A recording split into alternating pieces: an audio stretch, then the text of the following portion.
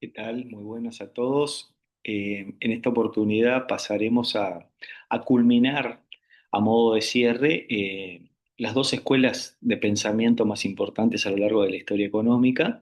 Estuvimos viendo en la unidad 2 del curso las ideas de la escuela clásica con sus principales expositores, básicamente Adam Smith, que fue su precursor, y David Ricardo, quien aporta otras teorías muy importantes en esta escuela de pensamiento económico, pero sobre todo quien, digamos, puso los cimientos del liberalismo económico, como ya hemos mencionado anteriormente, fue Adam Smith con su teoría de la mano invisible en cuanto al manejo de la estructura económica y política, y con la ley del interés personal en cuanto al comportamiento humano de forma más individualista, con ese, llamémosle egoísmo, pero es un cierto egoísmo eh, natural y que en definitiva iba a causar buenos resultados en la estructura económica en su conjunto conjuntamente con la mano invisible, o sea, que el Estado no se entrometa, digamos, en las decisiones, ¿verdad? Ni en los mercados. Bien, por otro lado, pasamos luego a ver la escuela marxista, con los principales lineamientos de Marx, ¿sí? Centrados en la construcción de un Estado más de corte socialista, o sea que teníamos una parte más individualista y ahora una parte más colectivista, antes una no participación del Estado, acá el Estado somos prácticamente todos, ¿sí? En el otro, el Estado debe garantizar la libertad individual, la propiedad privada y el libre comercio, y en este lo que debe bregar el Estado, que el Estado somos todos, los medios de producción somos de todos, y garantizar en vez de tanta libertad, mucho más se tira a la igualdad. Ese es el clásico dilema de lo que hoy podríamos llamar en el espectro izquierda-derecha. Por eso es que vemos estos autores eh, que marcaron y signaron los cimientos de la estructura económica y política que actualmente existe. O sea que las discusiones a lo largo y ancho del mundo, ¿sí? En términos de economía política, van a tener los cimientos en estos autores. Por eso es que los tenemos presentes, los debemos estudiar, debemos analizar sus teorías, básicamente, para entender hoy los lineamientos de economía política, cómo se plantean en las discusiones, sea a nivel político, a nivel académico, a nivel filosófico o a nivel social, ¿sí? Que vemos a diario, están signadas por una matriz ideológica basada en estos autores, ¿sí? Esa es la raíz de la importancia de por qué los vemos. Entonces ahora los vamos a bajar a tierra. Sí, bueno, ¿para qué vi Smith? ¿Para qué vi Marx? Bueno, justamente porque vamos a ver que bajado a tierra actualmente el sistema económico va a funcionar y las discusiones de cómo aplicar determinadas políticas funcionan de acuerdo a si estoy más basado en unas ideas o en otras. ¿Qué pasa? Vamos a ver, y este texto que está colgado en la plataforma virtual, eh, nos indica que a lo largo y ancho, a partir de las ideas de estos autores, se han implementado a través de actores políticos en diferentes sistemas, diferentes estados, eh, estas ideas, pero con distintas variantes, ¿sí? No hay una sola manera de leer y aplicar a Smith y no hay solo una manera de aplicar una idea más socialista de corte marxista o no marxista, pero más bien de corte socialista, ¿bien? Hay países que a veces se radicalizan y se van hacia los extremos, hay países que a veces se van hacia el centro. A nosotros nos toca vivir en Uruguay, que, como digo, generalmente, más allá de las discusiones políticas y el juego político, parece que están en las antípodas, pero Uruguay es tirado muy al centro, ¿sí? Si gana uno más allá o más acá, la estructura económica se mantiene, hay políticas de Estado que permanecen, y a veces el juego político va más allá de dónde poner más, dónde sacar más, dónde invertir más, etcétera. Y lo vamos a ver en el segundo semestre con términos, por ejemplo, de qué es la política fiscal, la política monetaria, la política cambiaria, la política comercial, etcétera, ¿sí? Bien, pero en líneas generales no hay cambios refundacionales como lo llaman en el ámbito político. Bien, entonces, yo voy a compartir parte del texto y voy a hacer un diagrama, como que estuviéramos trabajando en una pizarra, para sacar esquemáticamente las principales ideas y cómo, y con ejemplos bajado de tierra de qué estaríamos hablando, qué nos, qué nos plantea este texto, qué nos describe de la realidad a lo largo de todo el siglo XX y parte de este siglo XXI que estamos viviendo, de que van a ver que los planteos de estos autores se pusieron en práctica, a veces tuvieron digamos, resultados, en otras veces también tienen debilidades, claramente, y bueno, muchos países tuvieron que reinventarse, digamos, ¿sí? Y bueno, yo les voy a compartir la página, algunas páginas, el texto que tenemos tiene, es bastante cortito, el texto es de Gargarella, ¿sí? Liberalismo frente a socialismo, y nos propone en el mismo, vamos a buscar el texto que lo tenemos por aquí, abierto, aquí. Roberto Gargarella, 2001, Liberalismo frente a socialismo. Entonces nos tiene algunas variantes que vamos a repasar algunas páginas clave. Vamos primero a ver, vamos a verlo, a ver si lo podemos de una página, así mejor. Eh, Vamos a arrancar en el inicio y luego repasamos algunas frases que nos van a describir un poco lo que vamos a después a esquematizar. ¿Ah? Bueno, ya el título ya lo tenemos, Liberalismo frente al socialismo de Roberto Gargarella.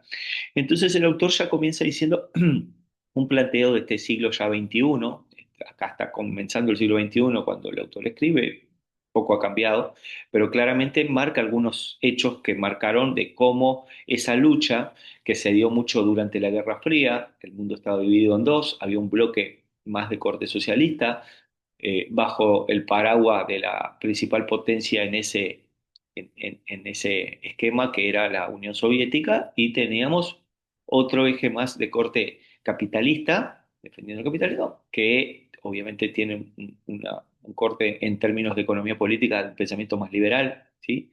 Eh, que estaba bajo, evidentemente, el paraguas de la potencia principal, Estados Unidos, que hasta el día de hoy, bien, eh, continúa siendo, ¿verdad?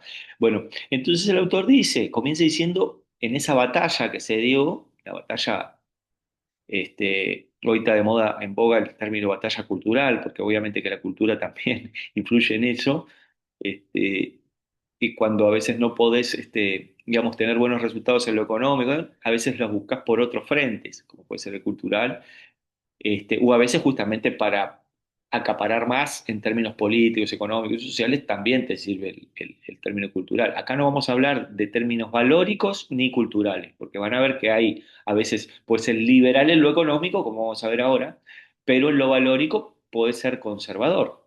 Y a veces hay algunos que son liberales en lo económico, pero también son liberales en lo valórico, ¿sí? Ahora vamos a poner ejemplos de eso, eh, pero el liberalismo ha mutado, vamos a ver más adelante, ha mutado de que no perder la esencia en algunos sentidos, como vamos a ver, ¿sí?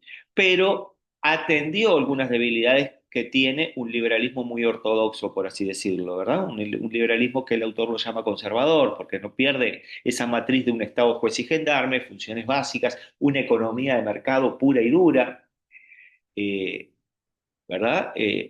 Solo un Estado juez y gendarme que garantice la propiedad privada, la libertad individual y la libertad en los mercados, y nada más, ¿sí? Bueno, esto ha traído algunos problemas a lo largo de la historia. Si bien propone crecimiento económico, ha tenido en gran medida grandes resultados en cuanto a lo cuantitativo, en lo económico. En lo cualitativo, en la estructura social, ese es el problema, ¿verdad?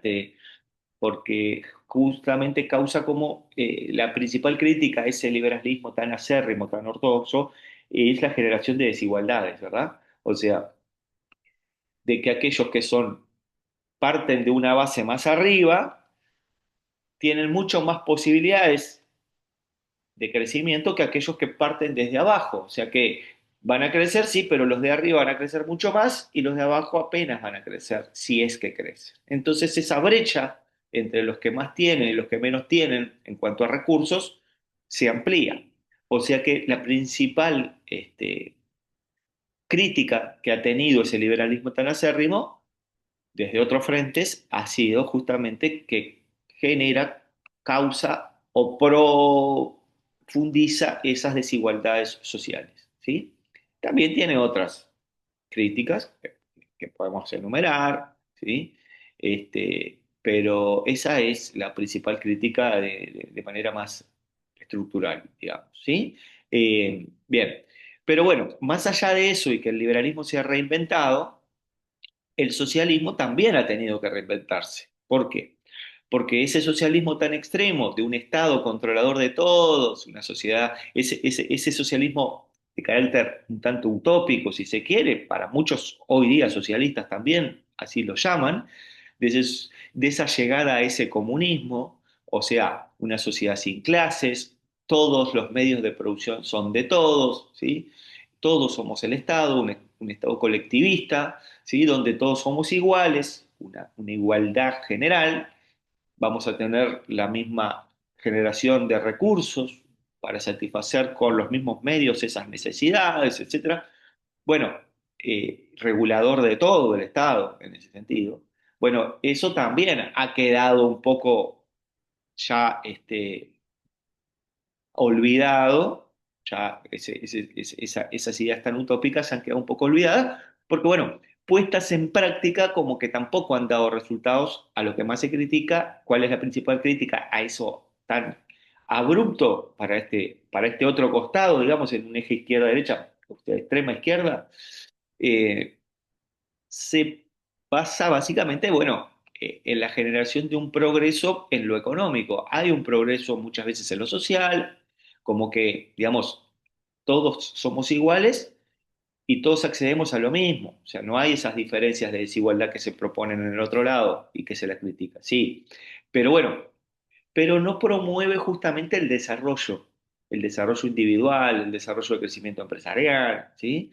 ¿Por qué? Y bueno, porque muchas veces justamente la gran crítica que hasta la actualidad la pueden escuchar es que, bueno, muchas veces esos talentos y virtudes que tiene algunos no puede desarrollarlos porque debemos, por, por cuestiones filosóficas, proponer ser todos iguales y no poder despegarme y crecer. Entonces muchos tratan de emigrar a otras economías donde sí puedan desarrollar sus talentos, sus virtudes o proponer su desarrollo de capital y, y bueno, crecer económicamente y racionalmente como lo proponen otras teorías, ¿no? Ella es una de las cuestiones, o sea que como que desalienta, digamos, ese desarrollo individual y profesional y empresarial y de otras índoles, ¿sí? Entonces también se tuvo que reinventar, entonces no, vamos a ver que el socialismo se va a reinventar, son los partidos más socialdemócratas, como les podemos llamar hoy, que dentro de un sistema económico van a ir a una economía, ya no van a proponer un sistema socialista, sino que bueno, se adaptan al capitalismo, no es muerte al capitalismo, sino que, bueno, nos adaptamos a las reglas del juego del capitalismo, pero vamos a tener un Estado más social, ¿sí? Brindando y apoyando sobre todo con políticas de redistribución, atendiendo muy acérrimamente y el eje de las desigualdades sociales, ¿sí? Que éste propone. Entonces ese es el discurso más socialdemócrata, esa izquierda más al centro que se tuvo que reinventar luego de algunos sucesos, sobre todo, como dice aquí el texto, que fue la caída del socialismo real, esto que tienen por acá. ¿Tá? Las razones de la ausencia de un pensamiento de izquierda consolidado, o sea, con aquellos pensamientos tan, eh, digamos, basados en las ideas de una sociedad sin clases y demás, eh, se han sentido desencantados con esto porque, bueno, han habido en Europa del Este, la propia Unión Soviética y demás, algunos resultados que no han, esa caída del socialismo real, han, ¿tá? Digamos, no tenido buenos resultados y además la autocrítica de algunos líderes de izquierda de que a veces se forjaron algunas estructuras políticas autocráticas, ¿sí? Autoritarias, ¿sí? Como que se perpetuaron en el poder. El último en caer, bueno, fue en Rumania, Ceausescu, que bueno, lo hizo caer el pueblo, digamos, ¿sí? Pero bueno, también como que fue mal interpretada estas ideas. Algunos críticos dicen, bueno, no es que no funcionaron, sino que los intérpretes que lo llevaron adelante fueran, ¿sí? Entonces fue necesario de nuevo teorizar alguna, algún reinventarse dentro de no perder esas ideas socialistas, ese carácter progresista, ese carácter humanitario, ¿sí? No pensando solo en el interés individual, sino pensar en el prójimo, ¿sí? De pensar en ayudar esas desavenencias que el propio sistema propone para aquellos más desfavorecidos, sin perder todo ese pensamiento, adaptándose a las reglas de juego del sistema, como ya sabemos en el que vivimos, que es capitalismo. ¿Sí? Bien. Mientras que por otro lado, eh, las alternativas, como dice acá dice, el texto arranca ya diciendo con la conclusión de que define el final, que pocas dudas dice caben que en la actualidad la concepción dominante a la hora de pensar cómo ordenar las instituciones va a quedar en la sociedad es el liberalismo, pero dicen sus múltiples variantes. Las alternativas más conservadoras han quedado en buena medida desplazadas por aquel. Vamos a ver que las conservadoras, esas que les hablé al principio, se han ido, ¿sí? Con con algunos otros devenires del liberalismo que atendió esas dificultades que propone un liberalismo más ortodoxo, ¿sí? Bien, en este sentido, acá les propongo, y para el control de lectura, que va a ir en la última prueba parcial, para cerrar este tema, bueno, acá nos habla del liberalismo y en su devenir, cómo se emancipó el liberalismo, las propuestas que ayudan a ver el liberalismo como una tradición emancipadora. Y acá, como se dice entre comillas, es realmente existente porque los liberales que son conservadores, o sea, más ortodoxos, son los que realmente se consideran liberales, como que a los otros liberales los consideran, bueno, a veces despectivamente los llaman con otros adjetivos, ¿sí? Lo vemos claramente en el juego político, sobre todo en algunos países vecinos y en Europa también, donde, bueno, quienes defienden esas ideas muy acérrimas, conservadoras del liberalismo, eh, critican a estos otros liberales que se corren, por así decirlo, más hacia el centro, ¿sí? Y que pretenden darle otras funciones al Estado. ¿Ah? Aquí en la página 100 nos habla un poco, ¿sí? De ese liberalismo que tiene básicamente siempre es tan acérrimo en su conservadurismo del Estado, perdón, de su visión del Estado, que dice el liberalismo que tiene como una desconfianza este tipo de liberalismo con todo aquello que tenga que ver con la actividad pública, perdón, ¿sí? Todo lo público, con el aparato público, ¿sí? Tiene una desconfianza hacia el Estado y que digo, después le pone ciertas cuestiones, porque dice que el Estado no se meta, lo ve como una contradicción el autor, y muchos críticos así lo ven, de que quieren que el Estado no participe, que no se meta en la economía, que tenga unas funciones básicas, o sea, seguridad, aquello que proponía Smith, seguridad, eh, justicia y obras públicas. Nada más, el resto todo en el mercado, la mano invisible lo regulará, pero sí precisan el Estado y son muy defensores del Estado a la hora de los derechos individuales, ¿sí? Y de proteger la propiedad privada, ¿sí? Este, eso lo menciona aquí en la página 100 y sobre todo está destacado en el 101, eh, aquí eh, lo propone en algunas cuestiones de este sentido. ¿Tá? Eh, Creo que la cita está en la página 102, donde lo pone básicamente, dice por aquí, dice, es curioso que el terror del liberalismo frente al Estado se disipe ante hechos notables como los mencionados y la creación de un ejército, ¿tá? O sea, algunas cuestiones de que sí le exige al Estado estar presente y sí tener un Estado muy presente. ¿Sí? Bien. Eh, bien, vamos un poco más al otro tipo de liberalismo, el liberalismo igualitario, lo llama él. Obviamente que entre estas dos vertientes, una más tirada hacia el centro, este liberalismo igualitario, y la otra tirado más a lo que sería en un eje izquierda-derecha, mucho más tirado hacia la derecha.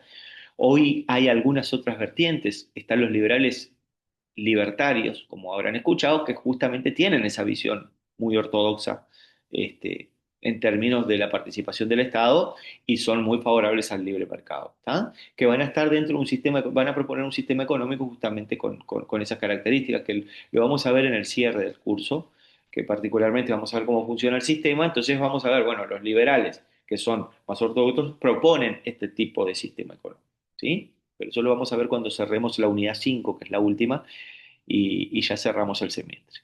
Bueno, este liberalismo tiene más otras características, como atiende esas críticas y esas, por llamarle de alguna manera, falencias que naturalmente en los mercados propone el liberalismo muy conservador, eh, va a proponer ya un Estado un poco más presente en cuanto a tener otras funciones más básicas también. No las básicas, sino unas funciones que para una economía, para un sistema económico donde esas desigualdades se pronuncian y el acceso a determinados servicios no está garantizado por el mercado para todos, bueno, propone, por ejemplo, tener salud pública, que haya una salud en el mercado, sí, hay un mercado de salud, pero bueno, el Estado va a proporcionar servicios de salud para aquellos que no puedan acceder al mercado. Servicios de educación, aparte, ya sabemos, la educación es la base para el desarrollo. Bueno, dice, bueno, a veces hay talentos que no llegarían a obtener, digamos, no podríamos exprimir esos talentos si no tienen educación. Y bueno, pero en el mercado no pueden desarrollarse, tienen que ir a puestos de trabajo, digamos, de mano de obra no calificada y demás, no van a salir con educación, sí podrían salir, el Estado se la provee. ¿Ah? Entonces, ahí hay un mercado de educación, o sea, cada uno elige si tiene la posibilidad de ir al mercado de educación o, bueno, recurro al sistema público, ¿sí? También puede dar algunos subsidios para hacer políticas retributivas y regular algunos mercados, que haya libre mercado, que funcione como un sistema capitalista, pero, digamos, hay algunos mercados que si a veces, digamos, no, si bien se van a manejar por oferta y demanda, por ejemplo, de trabajo, bueno, si hay muchas desigualdades y no se ponen de acuerdo entre los empresarios y los trabajadores, por ejemplo, el Estado interviene, por ejemplo, en un consejo de salario. ¿Ah? Ahí está interviniendo en el mercado de trabajo, pero para regular, no es para fijar. ¿Sí? Bien. O sea que tiene otras funciones más bien de corte, esto lo deben de ver en políticas públicas, más de corte de estados de bienestar. ¿Ah? Esto es lo que nos dice un poco esta parte del, en términos de el liberalismo más igualitario. Él lo llama en algunas partes liberalismo más de corte progresista, ¿sí? Porque para algunos se pechan, están en el centro, un liberalismo más de corte igualitario, un liberalismo progresista, ¿sí? Sería un centro derecha, y uno socialdemócrata también sería un centro izquierda, ¿sí? O centro para algunos. Bien, como que está un poco ese perfil un poco difícil de tenerlo en definirlo para allí o para acá. A veces discursivamente lo podemos este, hallar alguna diferencia, pero básicamente en términos de la aplicación de políticas públicas, el manejo económico y demás son prácticamente muy similares. A veces en términos, se juega más por el juego electoral, algunas cuestiones discursivas, que las diferencias sustanciales que pueden tener en términos de economía política en sí. ¿Correcto? Bueno, esto es básicamente simplemente para discutir este texto, en qué páginas nos debemos enfocar, porque pueden ir preguntas seguramente en nuestra última evaluación que tengan referidas a cómo se baja a tierra aquellas ideas de los autores de la unidad 2, los autores clásicos, y los autores sobre todo el principal autor de la escuela marxista, como hemos visto, Karl Marx, que propone un modelo más de corte socialista. Bueno, con esto cerramos la unidad 3. Ya vamos a pasar rápidamente en la sesión que viene a la clase 4, que en este caso nos propone ya venirnos más aquí en el tiempo, en esa línea de historia económica que hicimos: mercantilismo, fisiocracia, la escuela clásica con Smith y Ricardo, la escuela marxista con Marx. Bueno, ahora vamos a ponernos como protagonistas nosotros, aquí en Latinoamérica y particularmente Uruguay, porque nosotros cómo tomamos las ideas, tuvimos qué modelo económico tuvimos, después muchas empresas en las que trabajamos de industriales, ¿cómo nacieron? Bueno, nacieron con un modelo industrial que es el llamado modelo ISI, industrialización de sustitución de importaciones. Lo vamos a analizar y vamos a aprender que, bueno, como en la economía muchas veces vuelven, hay cosas que ya vimos que vuelven en esta época, este, y vamos a ver fortalezas y debilidades de ese modelo que tuvimos económico. Y bueno, vamos a analizar, vamos a ver cómo analizar algunas variables económicas, porque ya nos venimos más acá en el tiempo. Y bueno, con eso cerraríamos esa unidad 4 que en estas próximas sesiones estaríamos llegando. Adelante. Bueno, hasta aquí es todo por esta sesión. Gracias por todo y nos vemos la próxima.